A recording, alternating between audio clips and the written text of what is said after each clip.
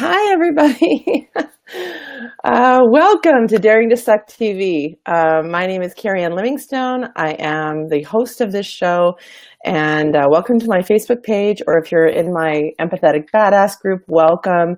If you're new to me, a little bit about me. I am a coach and a speaker and an author in progress, and I feel like my intention here, my purpose, whatever you want to call it here on Earth, is to help empaths, deep feelers, helpers, and healers navigate the life, the death, and all the WTFs along the way, because it can get pretty crazy. So it's an important call because it's foundational in the work that I do.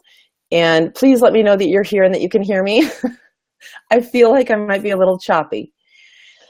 Thank you for being here, Ala, whoever else is here. I know Lucienne is here because she's in the green room. So today, we're talking about boundaries. Boundaries.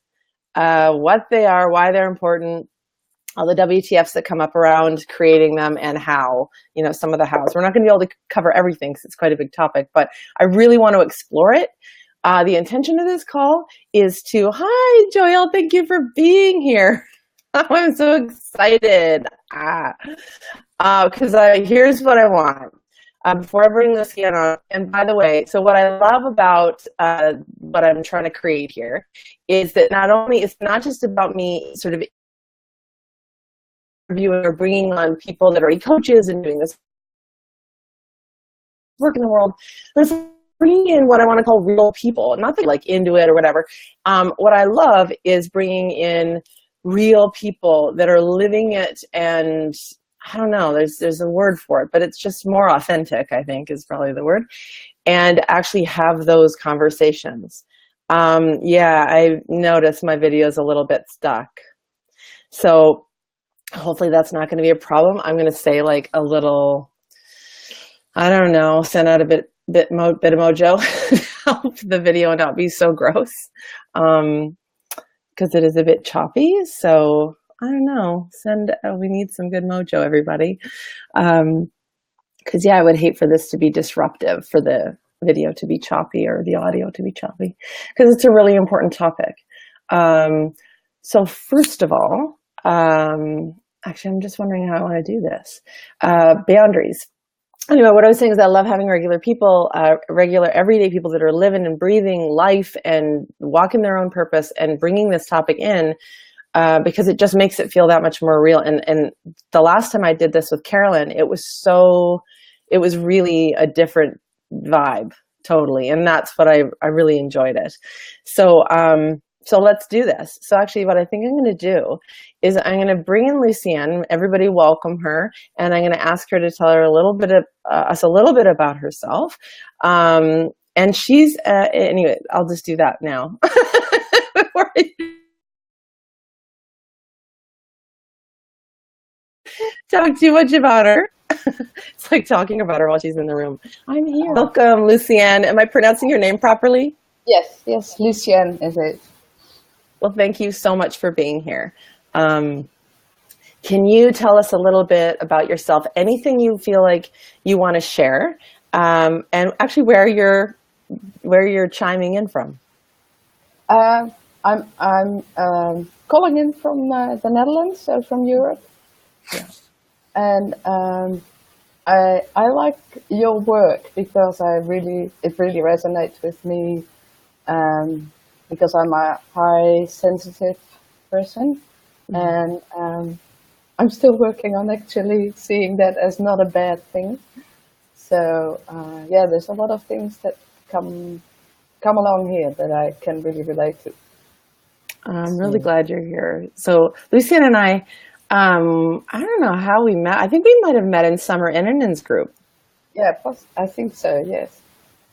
Yeah, and Heather, where did Heather come from? Summer has this incredible community about that promotes body positivity. And if I may, Lucienne, you are starting, I'm really appreciating about what you're talking about. Can you share a little bit about that, about HPO and OPO? Right, yeah, so I started, I've done quite some therapy in my life in relation to an eating disorder and the things that cause the eating disorder and all that. And I started, I think, last August with a program that Summer does on body image, body acceptance, and I think that was very helpful. So as I always say, I do the body acceptance and age acceptance at the same time. So I'm quite late of getting to this point where I am now, but I think, it's helping me a lot, and I'm still on the journey. So, well, I'm going to tell a little bit about what it's like watching you. So just a minute or two, because what I love about Lucienne's, I don't know if it's a movement, but it's like you're working with another woman, and I forget her name, so maybe you might want to mention her. But it's like your Instagram posts and even your Facebook posts, they're always about, there's something about clothing, the clothing that you wear and how you look in it, and really pulling out a middle finger to to perceptions of people, and even making even saying like, well, you look flattering in that, or that looks flattering, and really throwing a middle finger up at that. I've really appreciated those posts. Is there anything? Yeah. What can you tell me about that? Yeah. It's funny because I think we might have talked about this before, but I feel I'm sort of reverting to my 16-year-old self at this point in life. Mm-hmm. And I always liked, I'm not fashionable like trend follower, but I always liked, certain ways of dressing. And I was in these Facebook groups that all ended up like they were plus size Facebook fashion groups. And then all they talk about is it flattering? Meaning, do you look thinner than you are, or, younger than you are, or you're too old to wear this, or whatever, all these criteria that actually don't mean anything to me. So I thought I'd just start my own group. And Beth Platt joined me because she was an outfit person as well. So we're adminning it together and having a lot of fun with that. And we get more and more people joining and just have fun, fun with fashion and get rid of all the rules. And sometimes I don't feel comfortable, but I think I'm going to do it anyway because I just want to wear it. I'm a fan of a fashion designer who lives in my city in Eindhoven, and she is 50-something, and she makes all this. I love all her clothes. They don't all look good or fit my body, but I love all of them. And she's my example, my role model, because she says, sometimes I think, oh, you're really too old for this. And then a minute later I think, oh, fuck it, I'll just wear it anyway, I think, yes, that's it. That's what I want to do. Because it's not important. It's just clothes, but, But why? It is, at the same time. Yeah. It's a way of expressing yourself. So you can all see why I love Lucienne and what she's doing, and just, I just love that. I think that's really a daring thing to do, and just owning your own place in the world, your own spot at the table. So I just wanted to give a little bit of that. And what's the name of the group? It's called Fatties, actually. Which FATTIES? Yeah, which stands for Fashionistas Are Truly Terrific at Every Size. So, did you get that? Oh my God. Well, we'll be posting a link to that. Boundaries. So what I want to hear from everybody on the call, we got a handful of people here. I want to have like a bit of a group discussion. So if you could put comments here, everybody, that would be great. And Lucienne, I'd love to hear from you too, about what boundaries, like when we talk about boundaries, I guess the first thing I want to know is, what are we talking about? What's your definition of boundaries? What are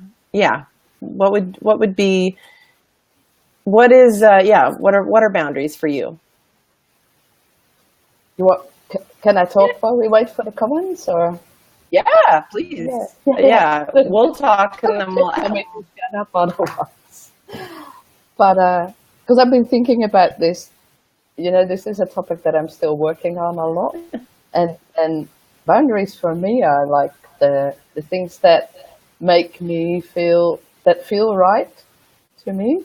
So there could be lots of different things. It could be in work, or the way people treat you, or things. I don't know, like invasive questions and things like that. And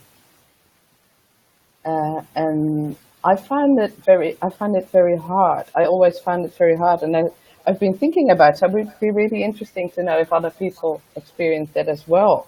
Like a few things, I can feel it if the other person is like angry or really disappointed, and I want to make them feel good. So I don't like setting that boundary. And the other thing is, because it gives a bad feeling. And the other thing is that if I used to set boundaries as a kid, they were always stepped upon straight away. So I got that message, maybe that my boundaries didn't matter, or that I didn't matter. And usually if people step on it, it goes really badly. It ends really badly as well. So it has something to do with not feeling hurt or worth it to have that. And I thought this might sound really odd, but because we live in a democracy, we think the majority is always right.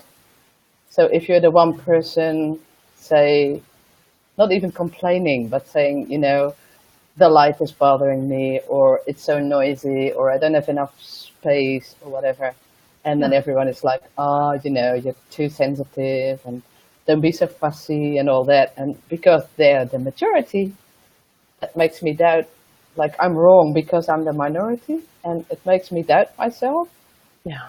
Because I think, all right, maybe they're right. I am too sensitive and fussy, and I should just not be so difficult. So that makes it harder. That when majority rules, it must mean that I'm wrong, or that if I'm not in the majority, then I don't have a say. Yeah, and I think that's really, really important for us. Yeah. I'm in about how you see boundaries, because here's how I feel like as empaths, as deep feelers, as highly sensitive people, open, whatever you want to call it, deep feelers, or an empath, I think that us type of people, we have a particular issue with that because we do show up so open, and we do feel into other people and their energy, their feelings, and things like that.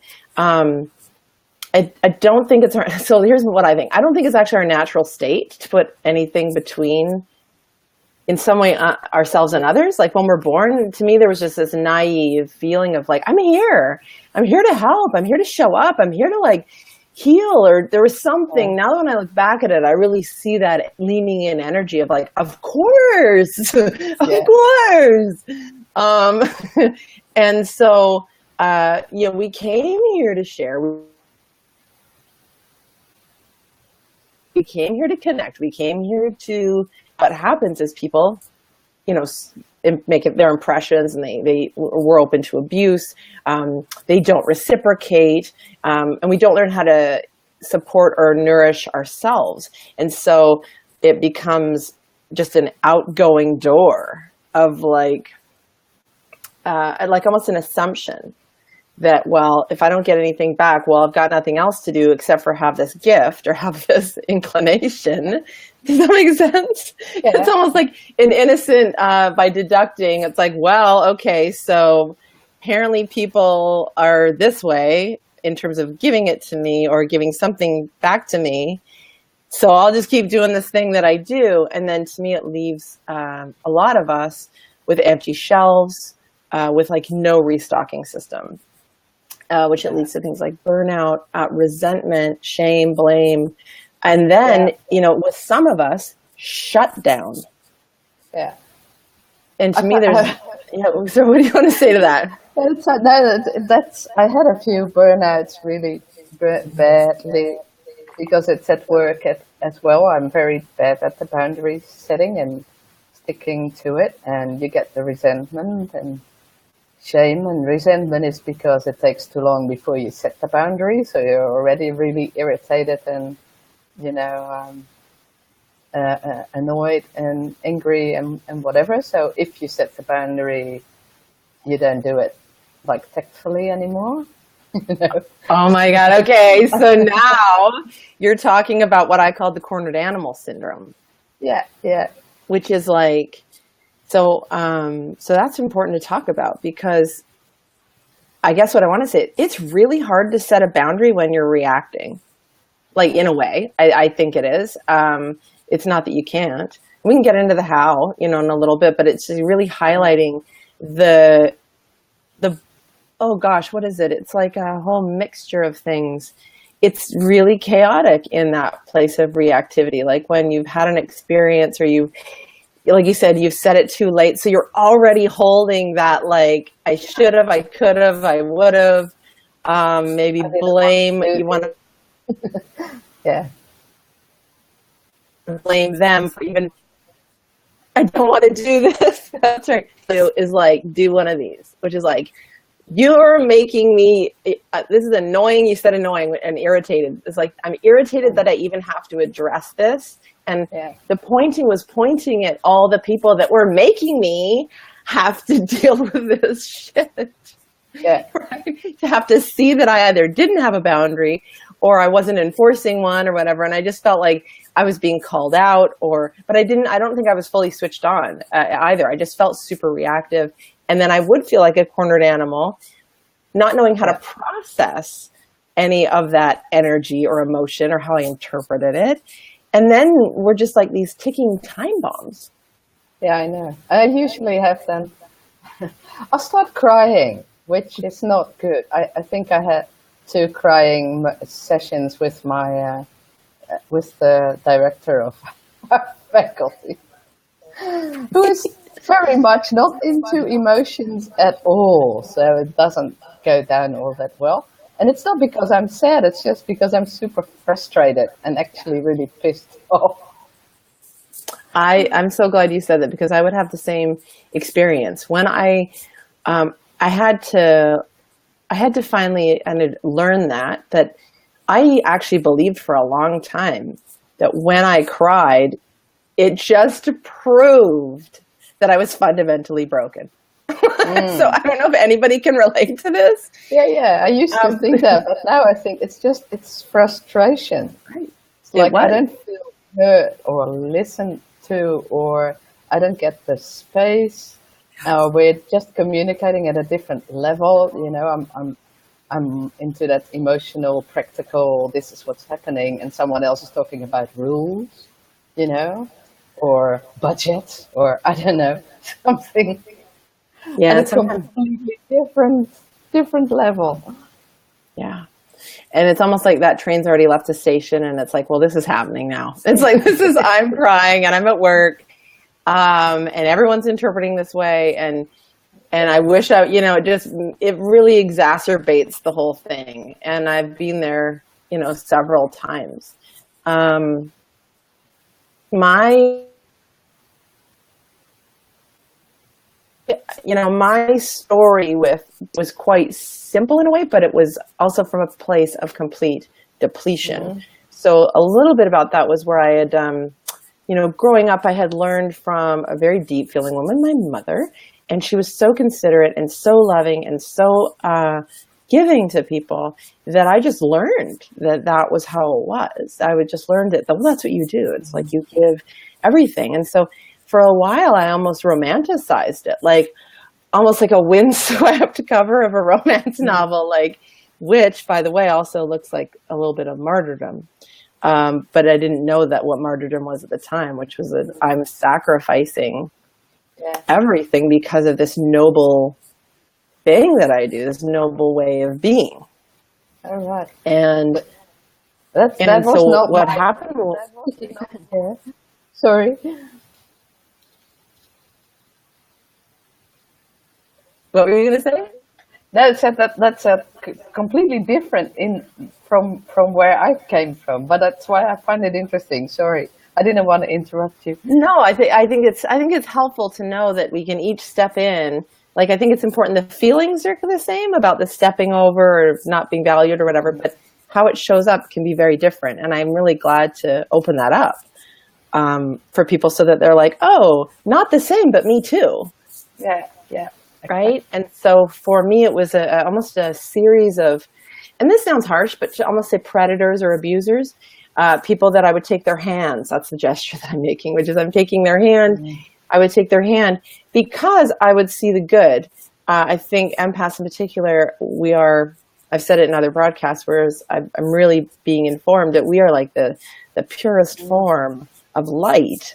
And we love with everything. And there are many of us, and it is like a moth to a flame. You know, we end up getting the good, the bad, and the ugly drawn to us. So for me, it was just a series up until my 20s of abusers. And gosh, even into my 30s, if I think about my bosses.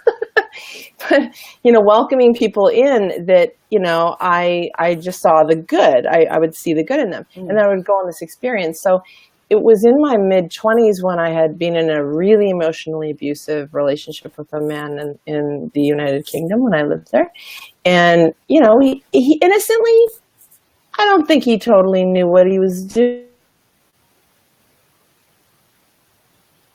Like, I really don't. I don't really think there was an intent to take everything from my, there was almost like this vampire-ish energy about like wanting my light, wanting, and I almost was led to feel guilty by even having it.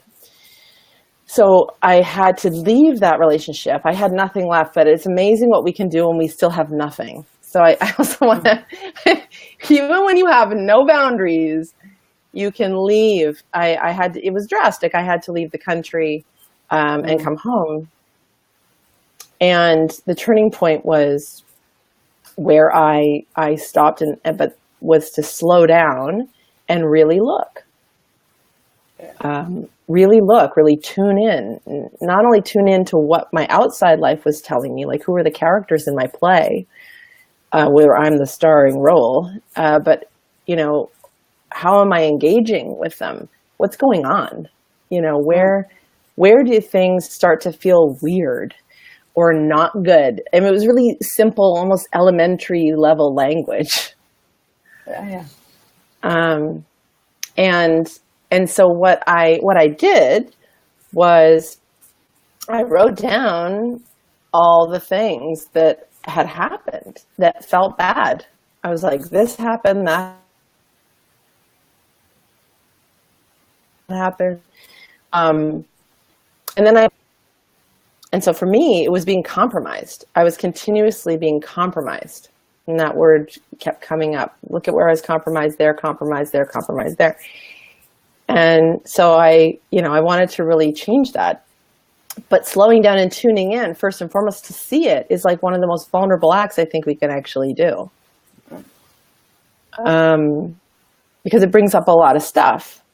So, but it helped me see where I was being compromised, and there wasn't a lot of not being compromised. So, yeah, go ahead.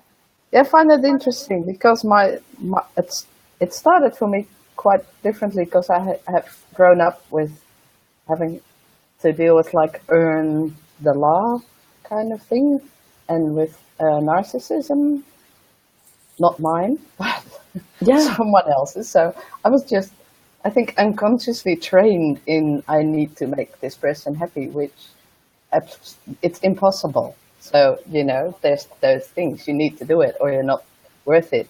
But at the same time, it's impossible, but you don't realize that as a kid. So you just feel, you know, guilty and inadequate and all those things.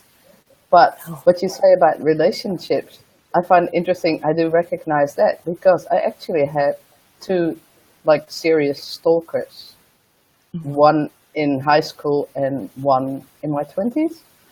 And I've been thinking, like, why was it still doing therapy? And I haven't figured this out. Like, it must be something I'm doing that I attract these people. And what you say really resonates with me, that it is that thing that I see the good in them. So I don't want to be nasty or something. Like I think, oh, this poor guy who is so in love and is actually nice, and I don't want to make him feel even worse or whatever. But that both times was like really, really bad, and like for a long time, and I had serious like I needed help of like police intervention to even years and years later, because I lived in Australia for a long time, and this stalker from the Netherlands actually even 16 years later still trying to find me on social media. And I think I used to have a blog, and all of a sudden he would start reacting to it, which is like, why is he still looking for me? So yeah, I think that's it, because I can't see them as, well, at some point you think this person is like crazy, but I still wouldn't see it as necessarily bad. Like I wanted to get rid of it, but obviously there was something wrong with me handling boundaries there, Not everyone gets stalkers. So must be something that I'm not, I don't know. Yeah. So, and it has something. This is where we turn on our hearts without any adult supervision. Sorry? No, go ahead. No, so because I think, like, I'm not famous or anything, or super beautiful or whatever. It's not that. There's something else that attracts the stalker, and it has something to do with not having those boundaries, apparently. Well, I think it's, we look. See, that's where we turn on our hearts. We look, well, who's the common denominator? I mean, I don't know if I fully played that game, but for some reason, when I went back to review, there was an opportunity for me to be like, well, look, I'm the main character in all this, so I must be the problem.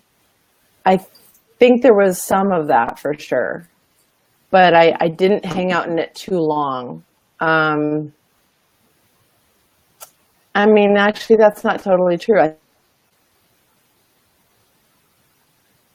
think I did, which I think that is fair. Like, I think so this almost goes into the responsibility, like the show that I did with Keri-Anne about being responsible and feeling responsible. What am I responsible for? So, so there's almost, to me, it's this emotional math, this empath math. Oh, wow. Okay. Empath math, which is we show up open and it does draw people in, the good, we'll call them the bad, and the ugly.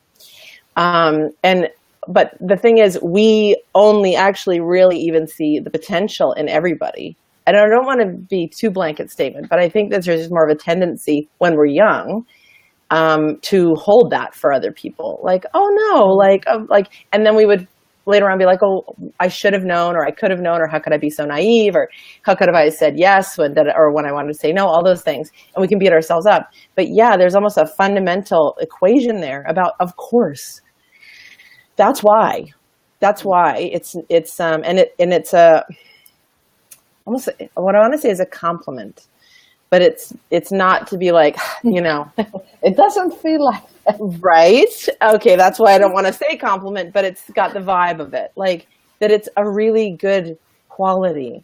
We cannot throw out the good quality. You can't throw that out and make the whole thing wrong. You start to see the pieces of it.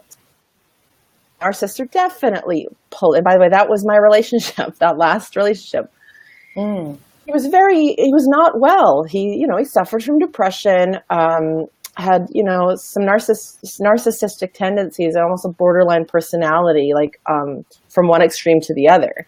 And I was just like, there was something very indulgent about like being with somebody that was really all over the spectrum. I'm only saying that for the first time now. I'm like just totally picking up on that. Like I can now see why I was so attracted to this person. So I don't know if that's helping anybody. Maybe that's important for me to say. because I'm like, wow, no wonder I was also drawn to him. But it was also tricky because once you got in the web, then you were in the web with all these other qualities of wanting to help or heal or support or get into trouble. I bet that's sort of what we're talking about right now. Like, how do we get ourselves into a place where we're in that web and we're like, stuck? What is it? First of all, what does it mean to set boundaries? What does it actually give you? And I would love to hear from anyone on the call too. We haven't had a lot of chat today, but that's okay. Yeah. Well, it would bring you like peace of mind and like that not feeling cornered feeling.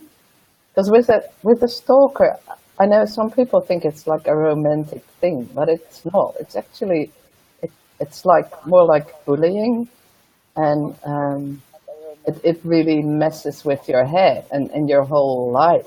Like, and it really messes with your head and your whole life. Like, sorry, I hear myself later now. Sorry. That's We're really having some weird. technical issues. We're good. I think, who's talking there? Oh, it's me. Weird, there's two of me. But I wanted to say, yeah, so, and I can imagine narcissist relationship is difficult, but at least you can go away. Like when it's with your parents, you can't. Well, so, I mean, some people have cut ties with people. I mean, I think that's a choice that we need to make, that we can make. We don't need to, but we can make it. Like I talk about the opportunities, that's an opportunity. As an adult, you can, but not as a kid. Mm-hmm. Exactly. Oh, no, for sure. Exactly. So you've almost kind of got to do your time. Yeah, sort of. But by then, it's so ingrained in your system that, and I'm sure that's why I have problems with self-esteem and self-confidence and self-worth things.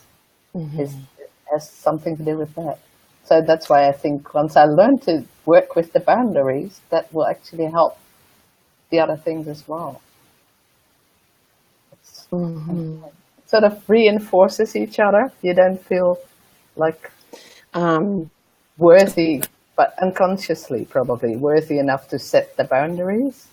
Because I said, I always doubt, like I feel guilty and I doubt to set boundaries, or I don't know. And that's what the stalker steps on your boundaries. Because if you say, I don't want you to wait for me around every corner, etc., and just keep doing it, obviously it doesn't really work, setting the boundary. Mm-hmm. So, go ahead. Yeah, no, so that's what I find that I have a lot of experience with. If I try and set the boundary, people just step on it anyway. Well, and okay, so let's talk about that. So I think this is really helpful for other people to hear. And please chime in with your experiences with boundaries. What it is to me, I hear like protecting your space, protecting your time, and protecting your energy. And or respecting. I get the word respect a lot around boundaries. Yeah. And to respect your own space, time, and energy, and how that impacts the relationship you have with yourself and with the world. And you've brought up a lot of stuff. Why are we afraid of establishing boundaries? Because we don't want to be mean. Because we want to see the best in people, because we want to actually, here's what I loved about what you said, is that I don't want to, it reminds me of when, it's like we want to be the loving, we are that loving person. We are that deep feeling, caring person. So for me to, there's almost like that, for me to have a boundary, there's almost this like, blockage of like, well, maybe I won't be able to be that anymore. Maybe I'll have to change. And we don't fundamentally want to change that. So I want to bring a little bit of light to that, because if people are struggling, it's like, well, maybe that's what it is. Maybe there's a part of me that doesn't know how to, because it believes that if I set a boundary, I'm going to have to change. Yeah. Does that make sense? Yeah, on some level. Like you want to... It's funny because I really related to you talking about light a lot because my name is from, Saint Lucia, the bringer of light. Mhm. And I always thought that's my thing, that's me. Like literally, I come into work and I get up the blinds so we actually have some sunlight in that room instead of it being dark and sitting there on the fluorescent bulbs, which I hate. Well, isn't it funny that before we started the broadcast, we were just testing the camera and everything? And Lucianne's like, I'm just so, like, essentially lit up, right? Overexposed. Like, overexposed. Yeah. But really, I mean, how appropriate is that? Yeah, the bringer of the light. And does that mean I have to shut that down or dim it? Excuse me. And I guess what I'm aware of is that the moment things changed for me, and maybe, I can talk about this, and Lucian, you can jump in with your like, yeah, but what about this or what about that? Is that cool? Yeah. So when I came back from England, I just felt like, what am I going to do? I started looking at all my things, and I came up with what I called how could I I was like, okay, if I want to have love in my life, if I want to actually intersect with human beings and feel safe in myself, and feel like I can restock my shelves, because I'm telling you, they were so bare, and they were like a Walmart of bare shelves. That's how it felt. And I thought, it's going to take me forever to fill this back up. And this one, I was like, okay, well, now I can identify, I'm used to compromising myself. And I really took responsibility for the fact that I had a thing. I was a part of that equation. That, yeah, people were going to come in and put their hand on the situation or say their words or maybe even physically cross a boundary. I don't know whatever that is for anybody out there, but like, they're going to come in and make their impression, say their piece. And I have all the responsibility in the world I'm responsible for not only the energy I bring to a relationship, my life, the relationship I have with myself, the relationship I have with the energy that I hold, that's mine. And I get to take full responsibility of who I surround myself with and how that even feels. My responsibility is to pay attention. And what I did was like, okay, well, how could I stop this cycle of me giving, or expending energy, time, and space, and like being infringed upon?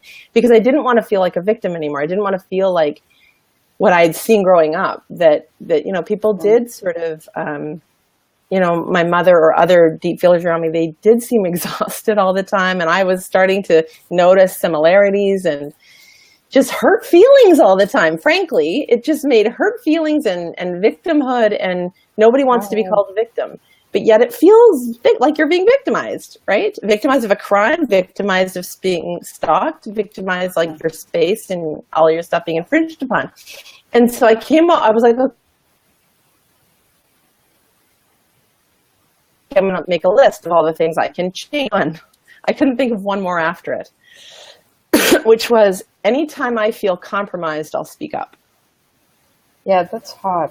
Yeah, it is. I'm just thinking that I'm doing that more, and sometimes it works, like, because I'm a teacher, so if I have a lot of classes and, I see lots of people all the time, and so I usually don't feel like seeing more people on my time off, because I need, my half-part introvert needs, like, quiet and silence. So, and I thought I'd go and have lunch by myself in the cafe instead of the cafeteria. And I only sat there for like 3 minutes, and a colleague showed up and like, oh, have fun. Can I sit down here and have lunch? And I actually said, well, I hope, sorry, but I actually had planned to have lunch by myself. So, and they were a bit disappointed and I thought it was odd. I could feel that, but that they went away. So it's like, nice. I have half an hour to myself. But I had it in a meeting only on Friday, that a colleague, there was like a table with, you could seat like 6 people, and there was someone sitting at the corner. So I left like an empty seat between us. So we both have space. And when the meeting starts, this person just gets up and says, "Oh, it's so weird we're sitting so far from each other. It's like one chair."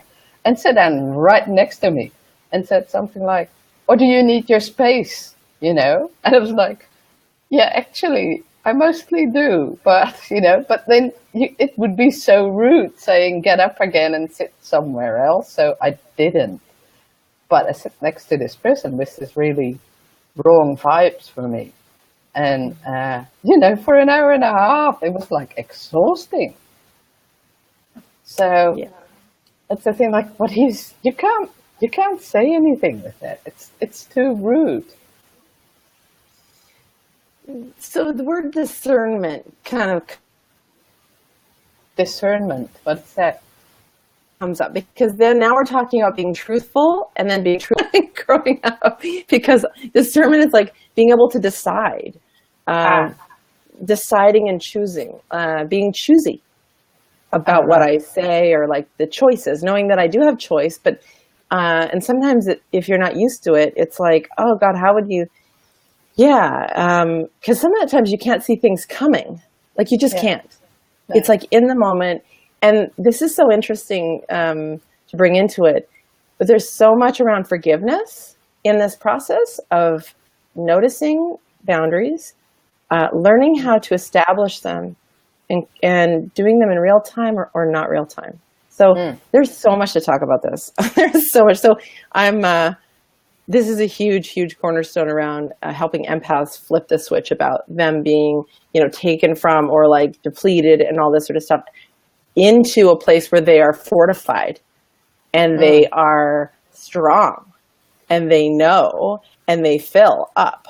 And then, you know, the community, their people, the world gets the overflow. Yeah. And some like myths out there that we're supposed to be so put together that we're supposed to know exactly what to say, like right in the moment.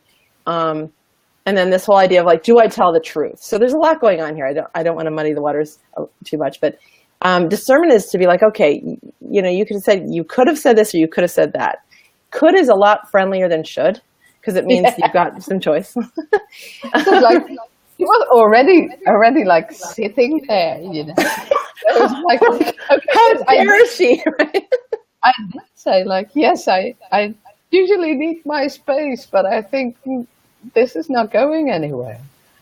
You know? Well, it's almost like negotiating. So they say, you know, they joke. So by the way, I totally believe they totally picked up on the boundary. That's why they mentioned it when they sat down, which I think is fascinating if we actually look at that. I mean, it was exactly why you did it. So isn't that cool that they actually said, oh, is that because you need space? And you could have thrown over a few more inches, because this is the negotiating. Like, that's the discernment. It's like, I'll let you sit there, meaning I have no choice really.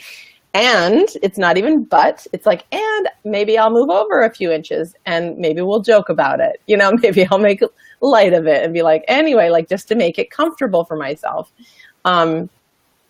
Because then there's this truth-telling piece. It's like, do I tell the truth?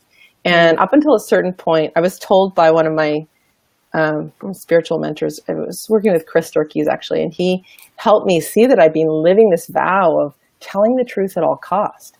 That I had this like deep-seated vow of I must tell the truth at all cost, and how that kept me in conflict a lot of the time. Yeah, I do. Because resonate. To me, it was all. I recognize that one. Yeah. Thank you. And he kindly said, he gave me this great example. He's like, that would be like if one of your kids was in trouble with the cops and they come running in the door and they're hiding under the bed. And then the cops show up and they're like, have you seen your son? And you'd be like, yeah, he's under the bed. Like, right? And them just, you know, going and taking him away or whatever. And you say, you know, discernment comes into play about choice. And then what I want to say is about values. You know, you start looking at, well, what's the value I'm honoring by telling the truth? Is the value truth telling? Fair enough. Maybe it's just telling the truth. But maybe there's other values that also can kind of move in and out of your living scenario, which is kindness or respect, or maybe there's situations where love is more important than telling the truth. And I think that's important to bring into the space, because I don't think we often give that. See, we don't slow down and we don't tune in and we don't give space or time in between our answers to be like, let me think about that. And which is what I kind of want to talk about a little bit. 'Cause we're already at 1:45, or quarter to the hour. If you want, because see how there's, no, this is stay on the call. okay. But we do have set boundaries. If someone does not respect our boundaries, it speaks more about them and not us. I totally agree. That we need to take steps to change the relationship with that person. Respecting ourselves, I'm making better choices today than ever. I'm so glad to hear that, Ernie. And yes, they, that is a reflection on them. And sometimes we also have to own the fact, have I communicated with them? Which I think that's very vulnerable for us to do. I think a lot of us don't want to see that. They're like, oh, I don't want to admit that maybe I didn't, because it's a piss off. Like, that's that irritating, oh God, do I have to tell everybody that and it's like, yeah, maybe.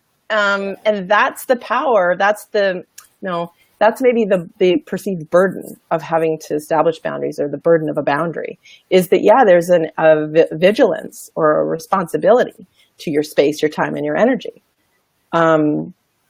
So if you're happy to hop on for this, like I sat down with this the other day. There's so much, again, to talk about around boundaries, but there's some myths that to anticipate and know all the boundaries and set all the boundaries before we leave the house. It's almost like if we could, there's almost this funny little assumption that I come across with the people I work with about like, and if you didn't get them all, then you're just like on yourself about like, how could I have not known, or I should have seen that coming. What I want to say is that we only know a boundary needs to be set when it's crossed. Yeah. And like, thank you. We can't anticipate that. So I hope I'm bringing in there's forgiveness. That's that layer of forgiveness that loops in about like what you know and what you don't know. And what I want to say is how to establish a boundary is when when something doesn't feel right, your only responsibility is communicating it or with yourself first, being like, wow, that doesn't feel good, and communicating it to other people. And it doesn't even have to be, so I think the instinct is to blame, you did this or you should have known or da-da-da. And we can change that around through admission, which is I'm noticing when this happens, it feels really uncomfortable for me.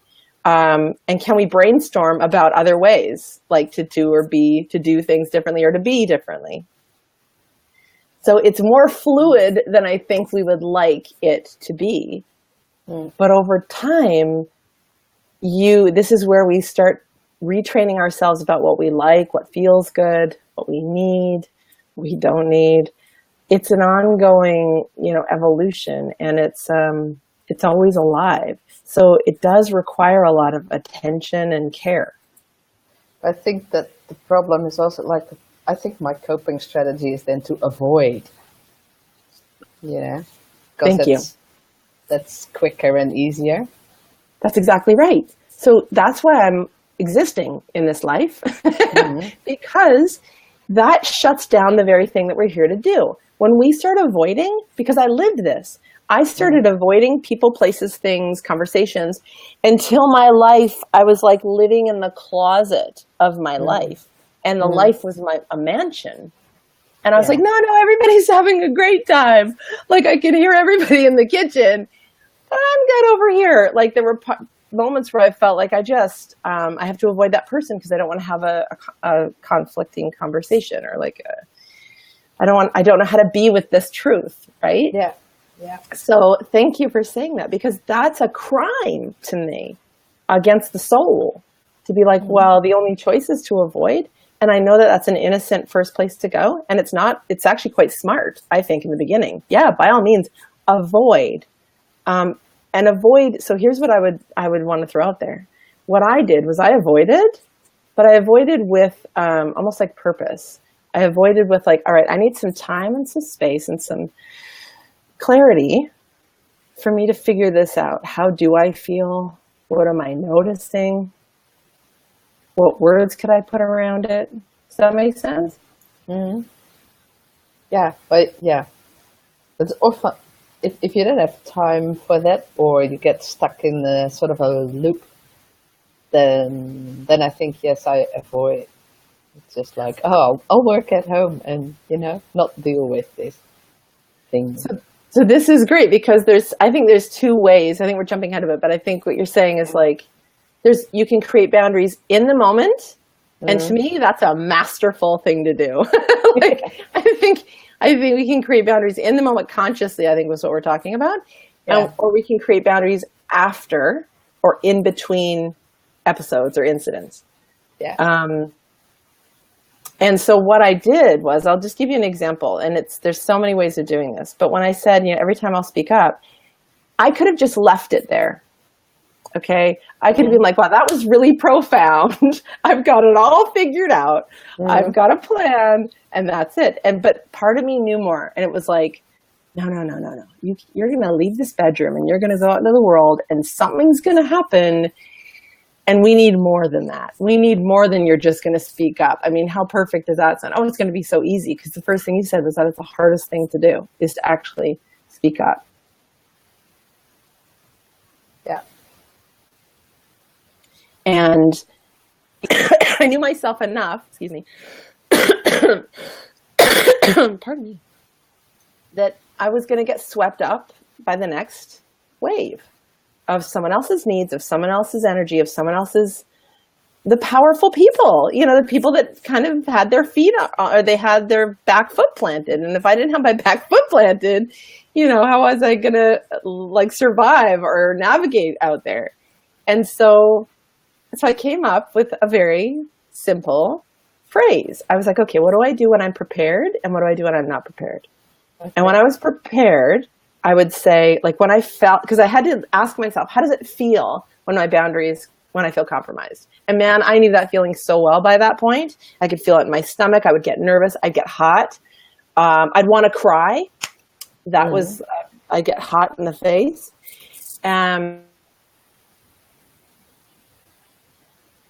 What am I going to say?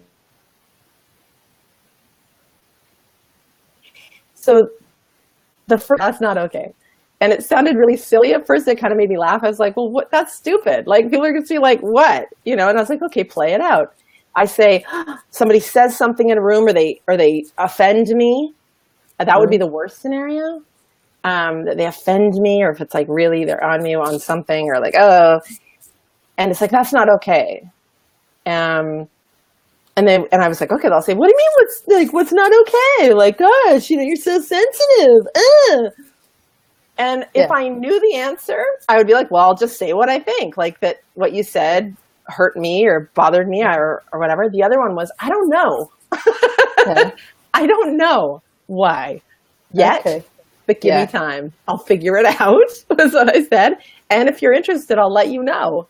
But whatever you just did, fundamentally not okay with me. So here's what I learned by doing that.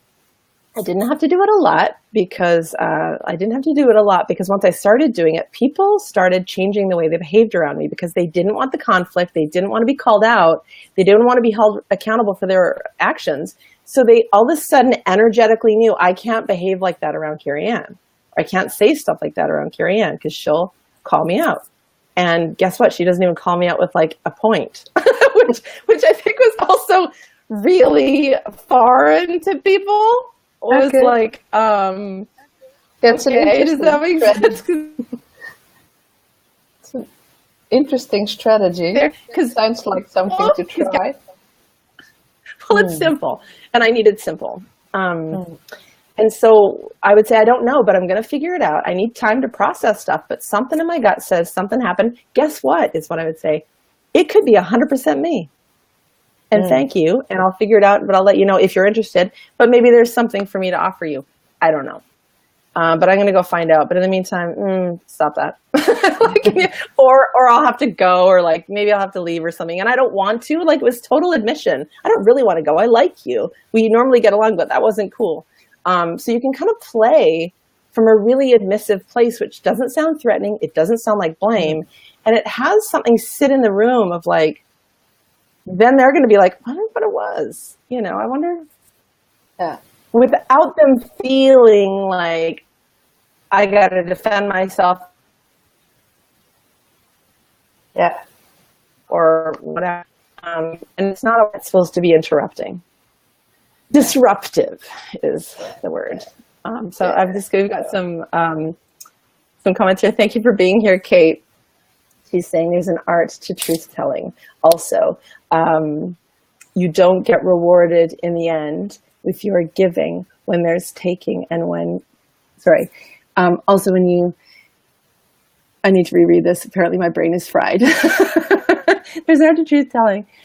Also, you do get rewarded in the end if you're giving when there's taking and when taking you give. I don't know if I'm reading that right. Boundaries better than walls. Yes, for sure.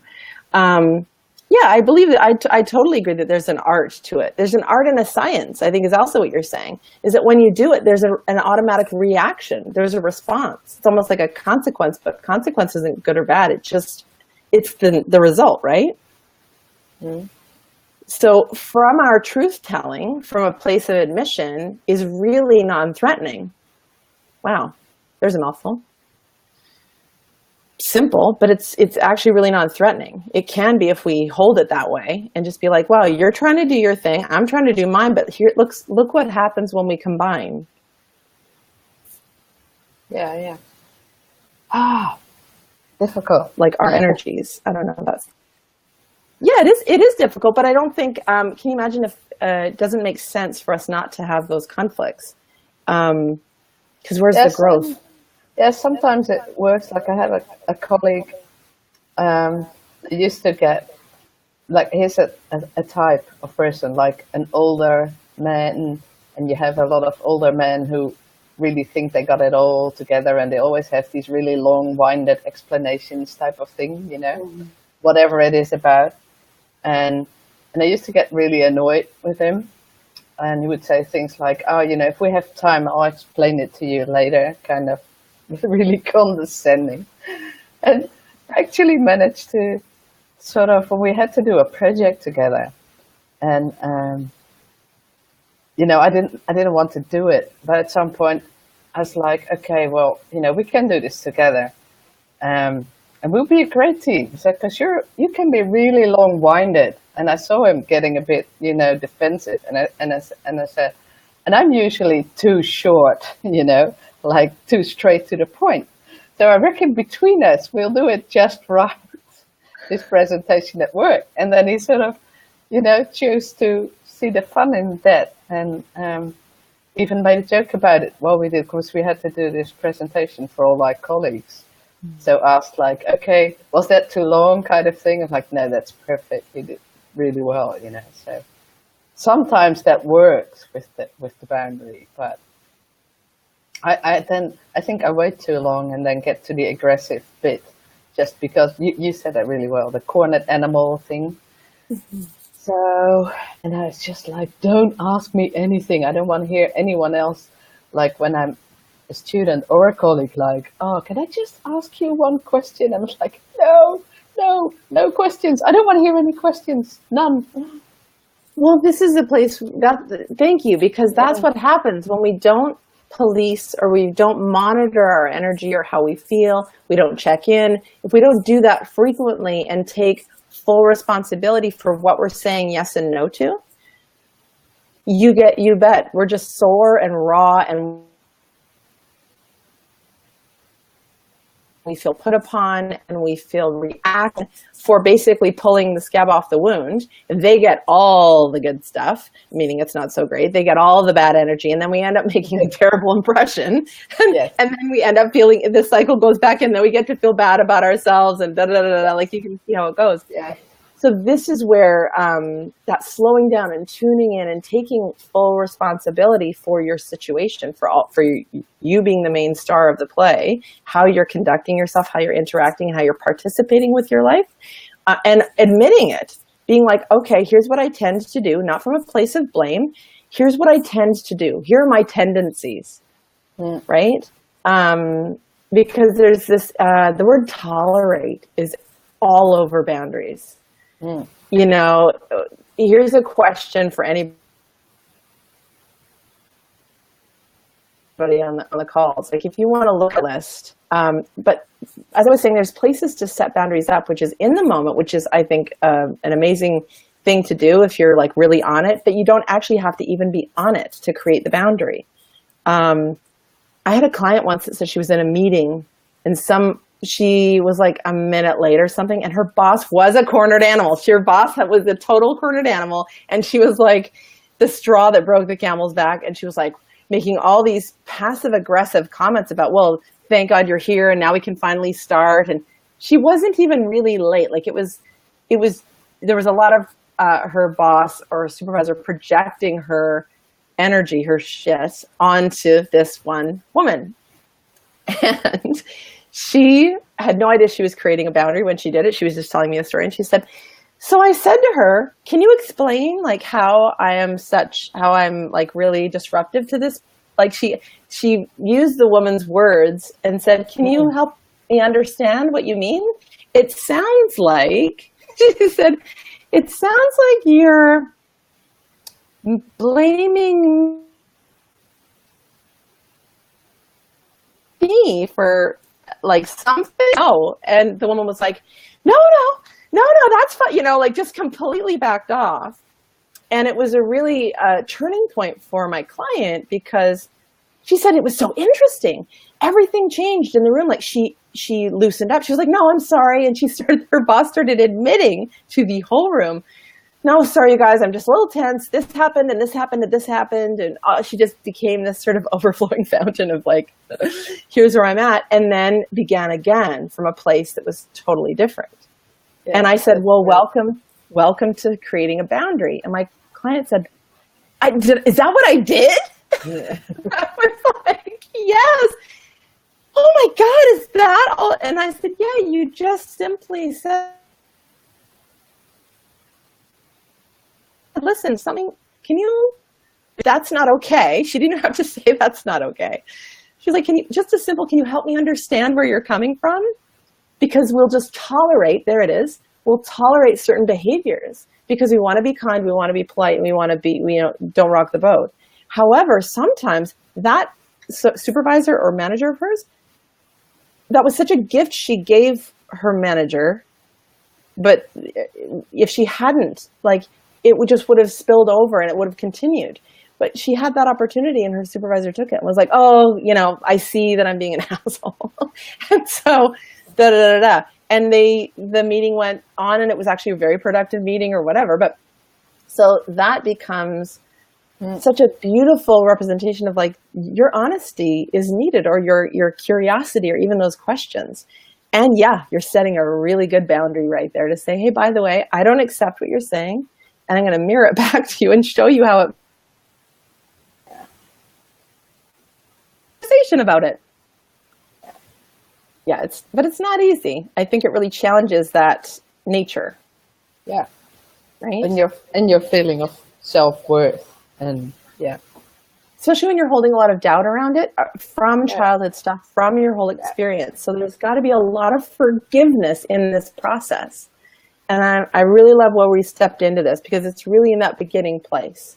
Yeah. Because there's a time to create a boundary in the moment. But guess what? Here's the other myth that I want to leave us with, because I know we're at an hour and you got to get to bed because it's late over there. Yes. But I want to complete that circle. There's so much I do part. So this is another myth that I want to dispel. That once it's happened and you're feeling all the realness about, like, the self-loathing or the regret or the upset or the mess that has been made either in you or around you because a boundary wasn't either established or maintained, is that it is never too late to clean that shit up. And I talk a lot about do-overs.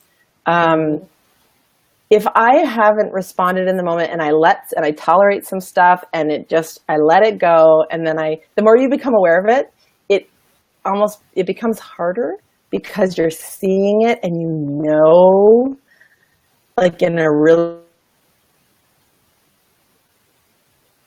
gross way what's happening, that there's so much learning in that about, like, wow, what did you watch play out? Fully aware this time, because I think we do go around in circles and we see things from a different vantage point. So I don't think life just isn't that perfect where we figure this stuff out. Oh, I'm going to speak up when I'm compromised, and then I'm just going to do it, and we're going to be done with it. Yeah. So I had to move through almost like I'd go this far in, and then I'd go that far in, and then, I saw what it was like the first time when I did it in a moment, right? But there were a lot of moments that came and went that I didn't say anything, but then I played around with. When it's done, now what? Have I basically trained them how to treat me? How do I stop that from happening? Well, you can still call that person up or say to them, listen, what you said the other day, I need you to know that like that wasn't okay, or here's why it wasn't okay, or here's what I've learned. So regardless of whether you said it to the person or not, you still get to give yourself some time to respond and figure your stuff out, and then have a conversation with how you want things to go in the future, and invite them into another way of being with you. Yeah, I guess it needs some practice. Or another thing to do. And one of the best boundary makers in my life has been slowing down and giving myself time to sit in answers before I say them. So I used to be an immediate yes. Yeah. What do you need? Yes, whatever it is. I love you. I love everybody. And I've learned that one. Yes, so I'll think about it. Let me get back to you, and to not respond to emails straight away. Yes. Yeah, that your life, your time, your energy, your relationships with yourself and other people deserve the time to consider, bring maybe other people in, how will this impact us? I mean, my husband, bless him, I've made so many decisions in the past that involved him that I never consulted him on. And now there's a lot more slowing down and a lot more consideration. And that's really hard to see as well. Almost like a stripping down of like, oh, I didn't mean to do that, because it's not really something I would ever mean to do. And it's important for me to see, I think it's important for us to see the full spectrum. And that means us slowing down and seeing those weaker parts of our boundaries that don't get the loving attention that they deserve. And that sometimes it makes us like, it's like being with the shadowy side of ourselves, the part that we don't often want to talk about or admit that's there. But that part definitely is worthy and needs our attention, and that's why it shows up. So a lot of us misconstrue that. They just think, well, that's showing up to prove that I'm a shit or I'm unworthy or whatever. And it's like, what if it was just showing up, that soft spot that people are poking? What if it's showing up to just let me know, A, it's there, and that it's something that deserves my attention and love and consideration? And how, what can I learn from that, and how can I create something new moving forward? Whether it's a new agreement or a new rule like that, one that I came up with. You get to create your own, and whatever is really unique or important for you. So there we are. There we are. That time. Boundary. So what are you taking out into your life? Yeah, I would love to hear back from you. Yeah. Well, I think that the taking time is a very good one, and one that I try, but because I'm like really quick thinker, I'm used to reacting straight away, and I used to, react before I actually thought about it, because it goes so quickly and it just would come out, and the same with emails or whatever. I get it, and I did like react, So I have taught myself to not do that, or catch myself like, no, this is going to be really awkward. Just don't react. And some things actually seem to be solved by themselves, by me not reacting and not taking the responsibility. But it's something I really have to, or maybe suppress is not the right word, but that's my first instinct, is to react really quickly. And I'm very impatient. So yeah, I think that sit with it, don't react is a really good one to keep practicing. That's wonderful. And I just, not to play devil's advocate, it's a yes and. It's like, yeah, each one of us listening to this gets to tune in about what can I play with around this. So what you've done, Lucienne, has brought up a really good point. And I just want to, maybe I'll end with this, is that you notice what your tendencies are. Yeah. Just admit them. My tendencies are to respond right away. So let's see what it's like when I play with this. It's like playing with form. It's like we're here to play, right? Yeah.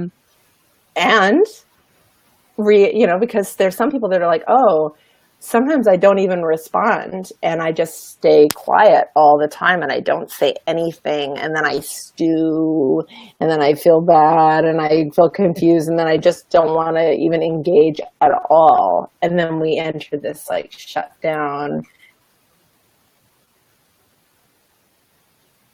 be nice, and just maintain that status quo.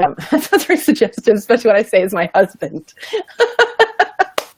But he came into my life as this email person. Like, we met online very serendipitously. I put an ad in a place that I didn't mean to, so to speak. There's more to it, and he responded to it.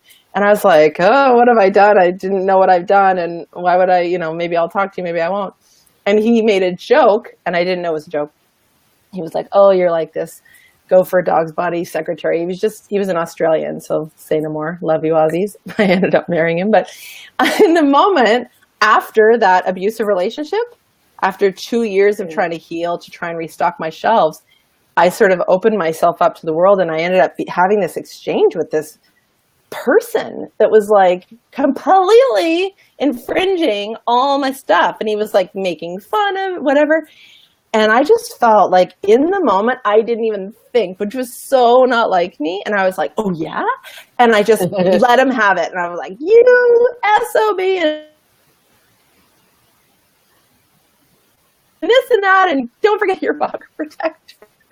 I literally was like, just reborn in the moment. And I was like, God, that was so irrational. Like, it was so irrational. It felt so good. And I don't know him anything. And I had my little guns out. Poo, poo, poo. And then I just thought, that's it. Oh my God, I've just broken a spell. Like, the spell is broken. That is over. That being reactive helped do that. And he wrote me right back, which I didn't understand the internet at the time. And I was completely bizarre. I was like, what? Oh my God, he just got my message and he's writing me back. And he wrote, I think I'm going to like our little chats, with this like cheeky little smiley face. And I just had this, like, I just was so embarrassed because then in that moment I realized he was joking, and I was obviously super wounded and messed up and like reactive, like a that I'd really revealed so much about myself. That I would lose all my friends and all my family, or no one would ever want to be with me. And he was like, which maybe we're making a joke about what he's into. Maybe he likes that, but no, he was just like, oh, like, this will be like, you're funny. I don't know. And that ended up creating a relationship that was so honest. Like, I could be batshit crazy or like my normal self. And I had never had that range in a relationship. So there's a yes and, like, yeah, you get to slow down and like be more thoughtful, play with that spectrum about how you respond and how you engage. And hold it lightly. And the learning is the most important thing. Circle back. What did I notice? What do I want to do more of? How else could I speak up with myself first, and then feel like grounded and that back foot planted so I can speak from a place that I feel safe? So I think it's all a part of it. And I thank you so much for being here, Lucienne. And I'm going to post, if you could send me the link to the page or the group that you've created. Yeah, yes, I will. And thank you for having me on the chat. I really enjoyed it. I loved having you. And say hello to the Netherlands. And thank you, everybody, for being here. We got some comments here. Thank you, Ernie and Kate. And let's write it down the list. We'll see you in the Badass group. Keep the conversation going if you have any questions, because again, there's so much to cover here, but I really think we got a lot of the intro stuff covered, which I'm really grateful for. And I thank you so much for being here, Lucienne. Okay. Thank you. Thank you. Bye. Bye.